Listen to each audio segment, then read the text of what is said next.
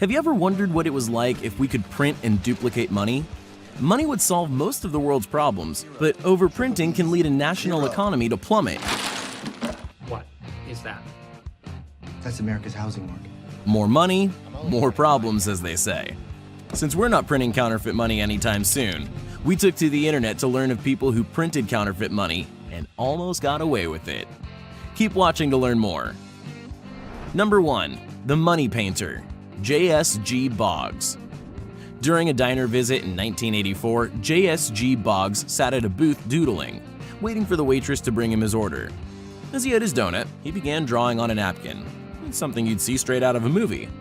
When he drew the Roman numeral for 1, his head floated away, and he ended up drawing a $1 bill. The waitress, seeing the completion of his napkin doodle, was impressed and offered to buy the drawing from him. When it was time to pay his bill, which was 90 cents, he gave the waitress the bill. Unknowingly, she didn't realize that it wasn't a real $1 bill and gave him back 10 cents change. From there on, he had money on his mind and never sold his Boggs bills. He just spent them.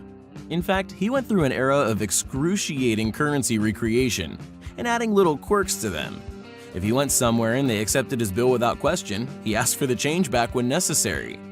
Some of the quirks he added included the phrase Kunstbank of Bohemia on larger bills, or J.S.G. Boggs, Secret of the Treasury, on some. While it was time-consuming, he even made prints of his bill and sold those. This wasn't the only thing he did with those bills, though. When he made a transaction and it was accepted, he noted this on the bill and then sold the receipts. When the collectors went to find the sold bills from the incredible artist, they would try and offer a price for the bill. J.S.G. Boggs would offer assistance in finding one of his bills for a small fee, so he wasn't directly profiting from his art, just his assistance. The wild goose chase made J.S.G. Boggs quite notorious to not only art collectors, but eventually the Secret Service. In 1992, J.S.G. Boggs had an interview with the Associated Press to discuss his art collector scavenger hunt scheme, when the Secret Service raided his apartment and confiscated over 100 of his counterfeit pieces. FBI! At the time, J.S.G. Boggs was a resident artist at the Carnegie Mellon University of Pittsburgh, and he was staying near the university. For him, this wasn't the end. After visiting London and Switzerland, he tried his counterfeit technique almost everywhere. He found that in some places it worked better than others. That's when he hit the art jackpot with Swiss businesses. Because of his art, he was able to dine with the best and have friends in high places, while being able to move into the best 5-star hotel the area had to offer. His handcrafted currency was made with a fine pen and looked incredibly legitimate. After this, he wanted to try his luck and not plant his feet for too long in one place. When he went to London, he created an art exhibit of oversized tenders. When the constables saw, they raided his event and took him to jail. After that, he was actually charged with multiple counts of forgery and counterfeiting. It was less than 3 years later when he was arrested in Australia, continuing his counterfeit journey. However, he got lucky and even got paid. The judge at the time dismissed his court case and awarded him $20,000 for damages. After learning from his experiences and taking advantage of many countries, he had plans to photocopy his legal tenders, more than $1 million to be exact. He wanted to put them into circulation in the economy and make sure others had the opportunity of reaping the benefits of his Boggs bills. All right, get the fuck off my boat. After the Secret Service learned of his future economy plan, production on the $1 million Boggs bills halted, and his case was dismissed. In 2017, the master artist passed away in a Tampa motel. His real name? Stephen Litzner. He was 62. Number 2. Money in the Toilet. The notorious Albert Talton. Just like in the movies, there's a hidden room that looks quite plain at the Secret Service headquarters.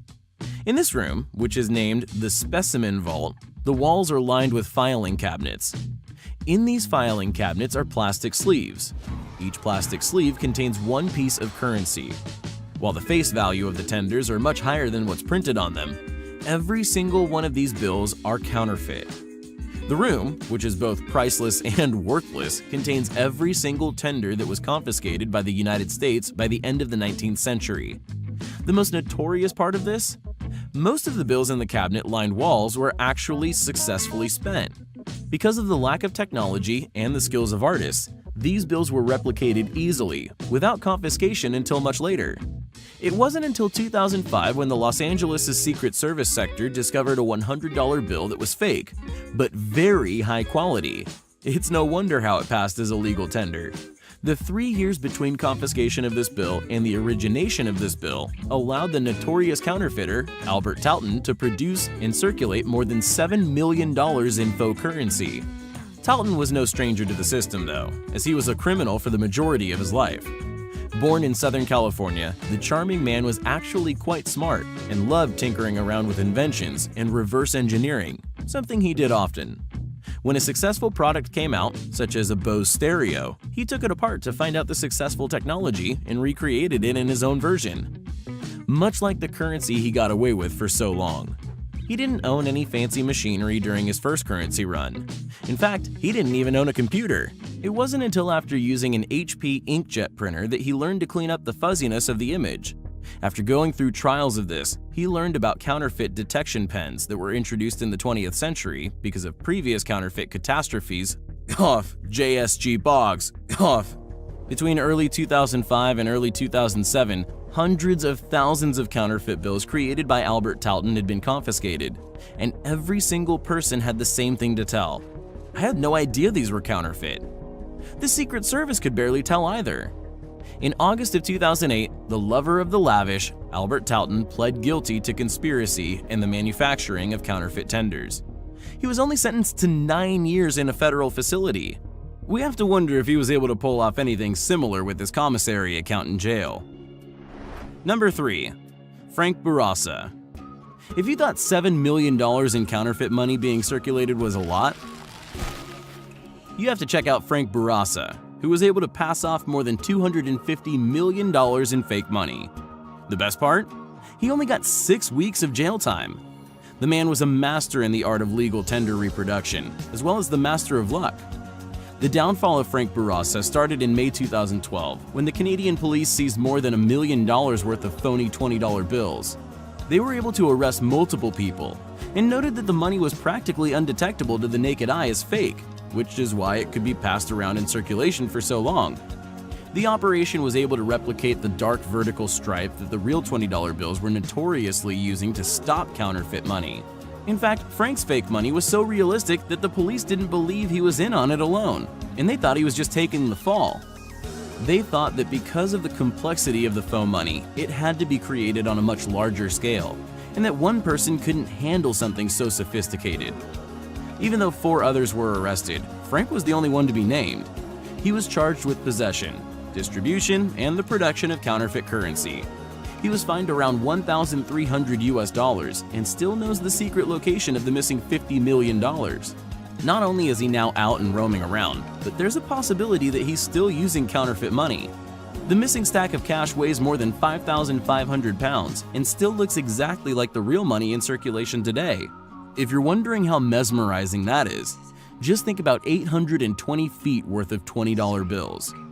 You might be asking yourself, why $20 bills? Simple.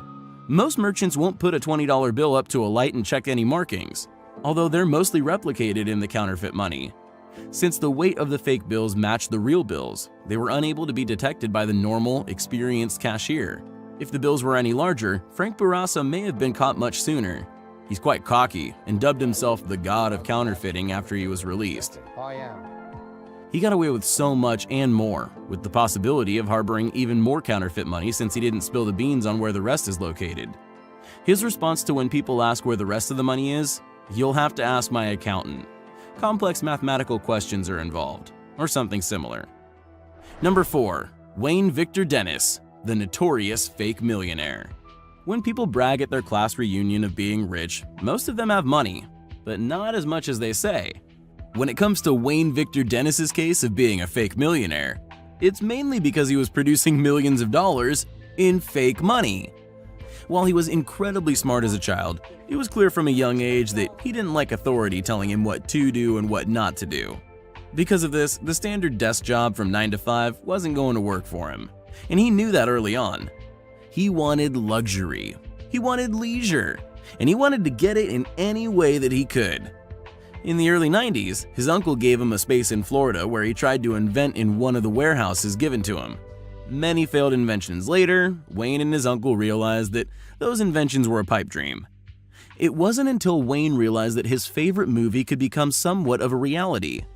To Live and Die in LA, a movie revolving around the circulation of fake money, he convinced another inventor friend that he could make convincing fake money. Since David Spiller, his inventor friend, had more money than Wayne did, he pitched the idea to Spiller, and he agreed to finance the operation. It takes money to make money, right?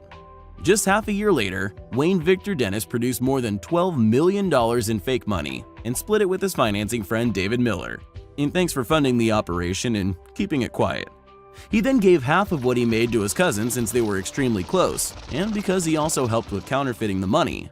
Then his cousin decided to bury the money in the grassy area of his dad's business, Wayne's uncle's cleaning business that gave him the warehouse originally. That way you only put down like 5%. Of course, Wayne found a stripper friend named Alexia Lopez, who got some of the bills herself. They tested out the bills at small places like restaurants and moved on to the big places like casinos. They were able to successfully pass over $1,000 in fake bills within 48 hours. Of course, one of the cashiers caught on and thought it was fishy. Then a Secret Service agent caught Wayne, and Wayne gave the phony description of, "I found a suitcase full of money in Miami." Eventually, Wayne Victor Dennis confessed and even blurted out where the remaining bills were. He told them that his stripper friend had nothing to do with it and she didn't even know they were fake. An obvious lie. He was sentenced to 4 years in prison and 6 months of house arrest. Spiller, the bank of the operation, was sentenced to 7 years in prison, and Joey, the one who buried the money, was sentenced to 3.5 years in prison. Wayne Victor Dennis wrote a memoir in jail titled The Counterfeit Millionaire, where it became a bestseller. He told his tales of lessons learned and earned his money the real way, by working for it. Number 5. Viktor Baranov, the most legendary counterfeit figure. Let's take it back to a time when technology wasn't as advanced and getting away with counterfeit money was incredibly easy for someone who was skilled and brave. While many got away with counterfeit cash in the 90s, in the 70s it was even easier. Viktor Baranov is noted as one of the most prolific Soviet counterfeit figures. It was found that he had fake money circulating in more than 100 cities. His specialization? Soviet carbovanets. Because of how incredibly accurate Baranov's money was, they thought a highly skilled team was behind the counterfeits. He was an incredibly smart man that loved to invent, but little did his neighbors know, he was creating counterfeit cash in his research laboratory in a shed next to his home. After accurately replicating the most difficult counterfeit currency in the USSR, he didn't go out for days at a time in hopes to create an abundance of currency for circulation. Once an actor, the counterfeit criminal was arrested April 12, 1977 in Cherkassk when he was selling a batch of counterfeit currency. He invented a unique machine that was able to replicate the print currency using molds and paint composition.